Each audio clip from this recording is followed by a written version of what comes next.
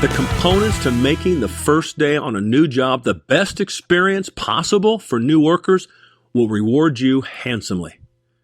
So, here's to bringing new employees on board with your company and to building a relationship that will last for a long time. Good luck. Hi, I'm Brad Humphrey, and this is another podcast for learning while listening. Today's topic continues our series that I've entitled The 7 Steps to Worker Retention. Today's focus is on skill training. If there was a greater need for skill training in the construction industry, it is today. This is not earth-shaking news for most of us, but it should be noted that this need is in fact much greater than in years past and doesn't appear to be fading away anytime soon. The 7 Steps to Worker Retention series of podcasts looks at 7 steps or efforts that contractors must incorporate into their future strategies or risk losing everything that they have built. The steps, as I've outlined them in the past, are simply this. Step 1, onboarding. Step 2, the 90-day period. Step 3, skill training, which we'll talk about today. Step 4, coaching and mentoring. Step 5, engagement and participation. Step 6, responsibility enhancement. And Step 7, performance review. Now, as I've noted in previous podcasts, not every contractor excels at each of the steps, but at some point they realize that all 7 of the steps are critical to any serious attempt to retain workers. While approaching the 7 steps in the order presented that I've given you is recommended, I've seen contractors approach a later step in my list and then address it earlier. There's no perfect order to follow, but rest assured, if you don't strive to integrate each of the 7 steps I've outlined for you, you will begin to see a fall off from strong employee loyalty and performance. Our podcast series today is on skill training. With fewer vocational schools, technical colleges that include construction-based skills such as carpentry and welding and masonry, electrical, and so forth and so on, and even fewer shop classes for middle school and high school students, not to mention the difficulties and struggles the unions have had in the last 15 years in maintaining members, it's even more crucial that contractors address training of their workers on the needed skills for their company. As one good friend of mine and client informed me several years ago, Brad, if I don't start my own apprenticeship program for workers, I would be out of the masonry business in less than 3 to 5 years.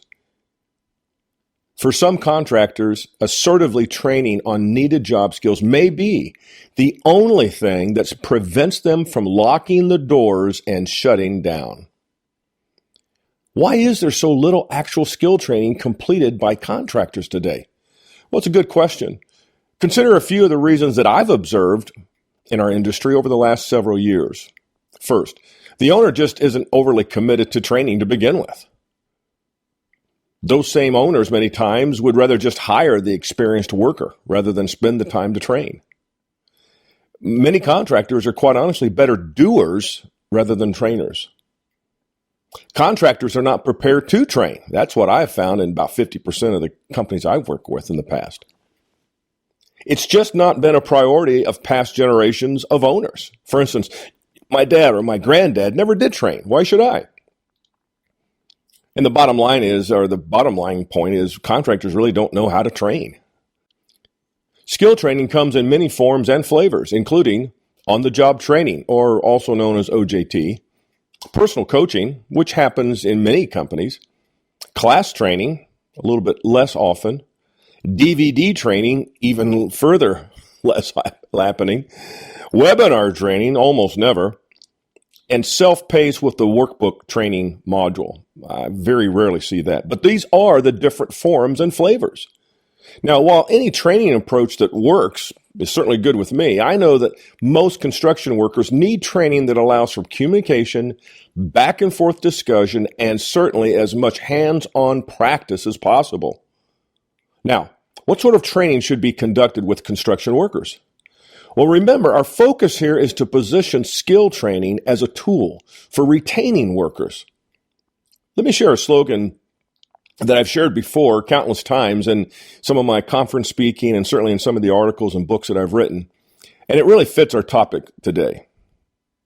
It's a quote, actually, that states, "If you think education is expensive, try ignorance." Ouch! Boy, is this slogan true and just as applicable today as it has ever been in the past. In fact, with so many of construction's past education outlets now no longer available, the cost of hiring ignorant workers has never been higher. So let's take a stab at the training that might be completed for construction workers. Let me clearly share an exhaustive list of training topics that should be presented to 3 different groups of construction employees. First, I'll address the frontline employee or the laborer that you may have in your company. Second, I'll address the supervisory and management level of your workforce. Thirdly and finally, I'll address the senior leaders and, yes, even the owners of a company. Now, let me remind you that this is an exhaustive list, so you may want to back up and listen to this section again. Also, you may also want to write any suggestions for training topics to share with your other leaders in informing your training strategy. Now, let's turn our ears to what training is recommended for frontline workers and laborers. In our first group, here's a list of the training that I recommend highly, that I've seen very critical and useful for contractors if they will provide to their frontline employees and laborers. Basic task and process of work. Safety for personal and team success. Tools, equipment, computer, tablet, the list goes on in that area. Basic communication skills. Teamwork and team building skills. Customer service skills for office or field workers. Team problem-solving skills. Listening skills. How to make decisions. How to ask questions. How to receive feedback from their leaders. Now, this list contains somewhere between, 10 or 11 different topics and ideas. And they're all important. They all have a reason to be. The order in which you teach those may not be all that significant, although I would imagine if you have a new worker coming in your presence that has no skills on the technical side, you probably want to get their hands and mind wrapped around the tools and the equipment that they're going to be using, the physical tools and equipment that they'll be using and utilizing out on the job sites.